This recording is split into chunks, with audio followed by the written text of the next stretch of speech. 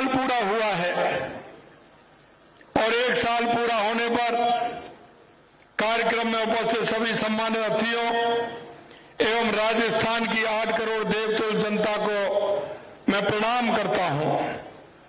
आज हमारी सरकार के कार्यकाल की उपलब्धियों से भरा पहला साल पूरा हुआ है।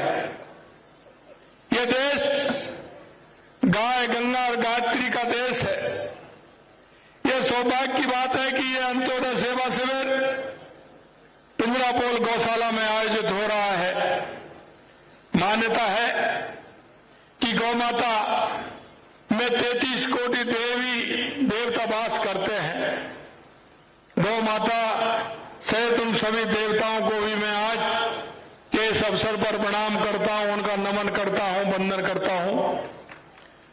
आज के दिन ठीक 1 साल पहले हमारी सरकार ने राजस्थान की जनता की सेवा करने की शपथ ली थी। जब हमने यह शपथ ली उससे पहले प्रदेश में महिलाओं के लिए असुरक्षा का माहौल था। युवा पेपर लीक की मार झेल रहे थे। जल जीवन मिशन का कार्य ठप पड़ा था और गरीब भ्रष्टाचार और शोषण के दलदल में फंसा हुआ था। हमने पिछले 1 साल में प्रदेश की जनता को इन समस्याओं से बाहर निकालने के लिए सार्थक प्रयास किए हैं।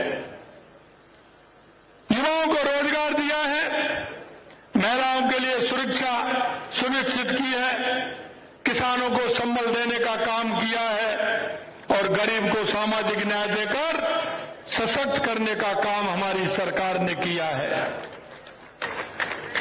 इस 1 वर्ष में हमारी सरकार ने प्रदेश के विकास को एक नई दिशा देने का काम किया है।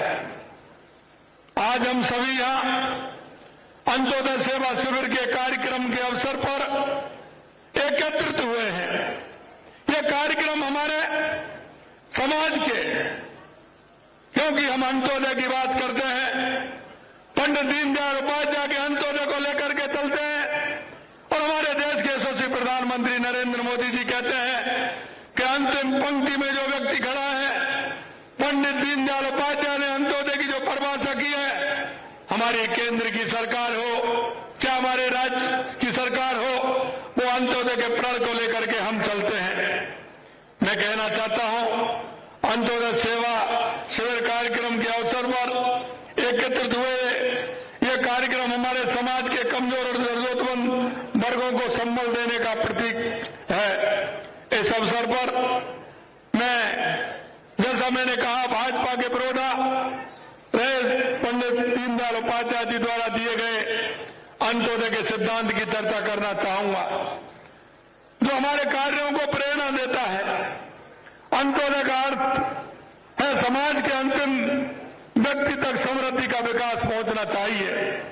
यह सिद्धांत हमें सिखाता है कि जब तक समाज का कमजोर वर्ग व्यक्ति सशक्त नहीं होगा तब तक हमारा विकास अधूरा है।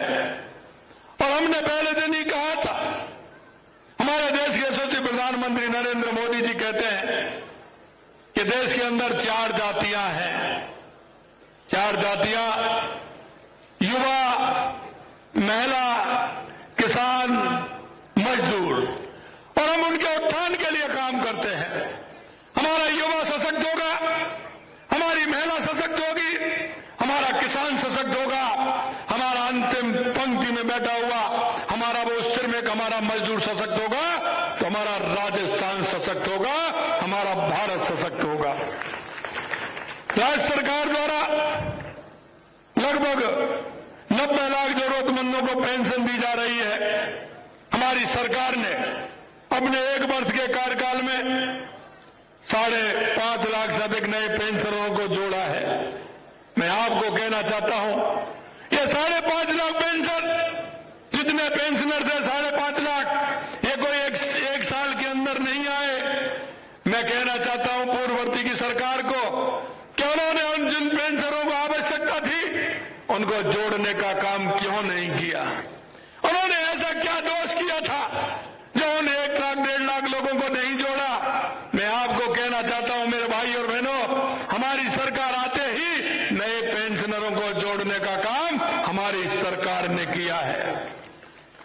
ध्यान होगा। इसी तरह से जो हमारी केंद्र सरकार से सम्मान निधि आती थी, और सम्मान निधि के जो हमारे किसान थे, तो उनको लाभ मिलना चाहिए था। उन किसानों का भी नाम हमारी पूर्ववर्ती सरकार ने नहीं जोड़ा। उनको भी 7.5 लाख लोगों का नाम आते ही हमारी सरकार ने जोड़ा है, हमारी सरकार ने जोड़ा है। ये सारी बातें मैं इसलिए कहना चाहता हूं क्योंकि अंत्योदयकार समाज के अंतिम व्यक्ति तक समृद्धि और विकास पहुंचाना, ये सिद्धांत हमें सिखाता है कि जब तक वहां उस काम को नहीं करेंगे तो हमारा उत्थान नहीं होगा। हमने सामाजिक सुरक्षा पेंशन की न्यूनतम पेंशन राशि में भी बढ़ोतरी की है। अब 75 वर्ष से कम उम्र के सभी पेंशनरों को 1,150 रुपए प्रति माह पेंशन दी जा रही है। हमने कहा कि हम सामाजिक सुरक्षा पेंशन बढ़ाएंगे। हमने पहले ही बजट में हमने सामाजिक सुरक्षा पेंशन बढ़ाने का काम हमारी सरकार ने किया था। पालनहार योजना के तहत विभिन्न श्रेणी के बच्चों को 750 रुपए से लेकर के 2,500 रुपए तक की आर्थिक सहायता उपलब्ध कराई जा रही है। हमारी सरकार ने 32,000 से अधिक नए पालनहारों को योजना से जोड़कर उनको लाभान्वित किया है। 32,000 पालनहार जोड़ना ऐसे ही नहीं है, लेकिन जो योग्य है इसमें आने चाहिए, जिनको लाभ मिलना चाहिए। हम हर दृष्टि से उनका नाम बढ़ाते हुए उनको जोड़ने का काम कर रहे हैं। प्रधानमंत्री आवास योजना शहरी के तहत हमने 5,000 से ज्यादा लाभार्थियों को केंद्रीय अनुदान की 20 करोड़ रुपए से ज्यादा की राशि आज डीबीटी के माध्यम से हस्तांतरित की है। हमने प्रधानमंत्री स्वनिधि योजना का दायरा बढ़ाते हुए, क्योंकि देश के यशस्वी प्रधानमंत्री नरेंद्र मोदी जी कहते हैं कि हमारी उस बहन को, हमारे उस भाई को जो छोटे कारोबार हैं, छोटे कारोबार के माध्यम से वो अपना परिवार चला रहे हैं, ऐसे लोगों को जब तक सहायता नहीं मिलेगी उनका उत्थान नहीं होगा। और मैं इसलिए कहना चाहता हूं उनको किसी प्रकार की ब्याज नहीं, अगर वो किस्त समय पर भरते हैं तो उनको ब्याज में भी छूट है। हमने प्रधानमंत्री स्वनिधि योजना का दायरा बढ़ाते हुए राज्य के शहरी क्षेत्रों में एवं असहाय परिवारों के असंगठित श्रमिकों के साथ भवन निर्माण, श्रमिक हस्तशिल्प, श्रमिक gig worker, transport worker, care worker, सफाई श्रमिक, घरेलू श्रमिक आदि को विशेष अल्पावधि ऋण उपलब्ध करवाकर आर्थिक संबल प्रदान करने के लिए मुख्यमंत्री स्वनिधि योजना का भी हमने शुभारंभ किया है। इस योजना के तहत लाभार्थी को बैंक द्वारा बिना किसी गारंटी। अगर आप ये वीडियो YouTube पर देख रहे हैं तो हमारे चैनल को सब्सक्राइब करें और बेल आइकन को दबाना ना भूलें। अगर आप Facebook पर ये वीडियो देख रहे हैं तो हमारे पेज को लाइक करें।